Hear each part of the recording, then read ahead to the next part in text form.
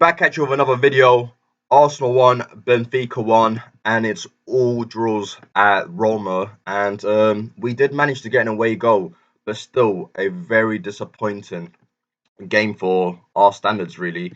When had we been more clinical, we should have put the game to bed. But anyways, in terms of the match stats itself, we had a total of 7 shots to their 6. Oh, apparently they've had 2 more shots on target than us, and that's very surprising with them having 4 and us having 2. I generally thought watching the game we were the more dominant team, and that is very much reflected in the possession stats with us maintaining 60% to their 40%. But overall, I was very, very disappointed. I think they were there to sort of be beaten. They had a very slow aging back three, and they were very high up in the pitch with the likes of Otamendi, Vertonghen, who have lost their legs. Yes, they've got Basirimo, and he's a lot younger, and he's got the pace. However, he's just, they practically signed him last month, and we could have got at them. And I thought utilizing the pace of Pepe and Martinelli, we could have been more efficient and more clinical up front, but we didn't, and we opted to put out Emil Smith Rowe on the right hand side, which for me was a massive mistake. But let's get into the team yesterday. So we went with our traditional formation that we've been playing recently. And I just thought if we had swapped Emil Smith Rowe for a Pepe or Martinelli, someone who could have used their pace to get in the back of that, slow defense that was really high up, we could have exploited that space, but we didn't. And again, it shows Mikel and how rookie of a manager he is by selecting the same team that won against Leeds. Yes, that's great. And I also mentioned play Auba because he's on, rich goal scoring form.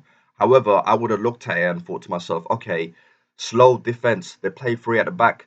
Let's bring in someone here that could, get in behind them and we can get, exploit that space. But we didn't. We just went for Emil Smith Rowe, and too many times he was going centrally. And it didn't really work out for us, hence why we drew 1-0. And I know away in European competitions, that's a great result. However, for me, we could have done a lot better. But anyways, let's get into the player ratings. Bernd Leno, he didn't have much to do except for that one brilliant save at 1-1, I believe. So I'm going to give him a standard 6. Bellerina, surprisingly, one of our better players yesterday. And the only criticism I had was really there was times when Odegaard was in plenty of space and he just failed to pick him out.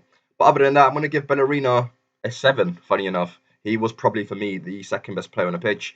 David Luiz, Gabriel, I'm going to mark them together, even though at times Gabriel was a bit rash. And we've seen that quite often since he's come back. And maybe, I don't know, Mikel Arteta's just got to, put his arms around him and just tell him to relax a bit. But overall, I'll give the pair a 6.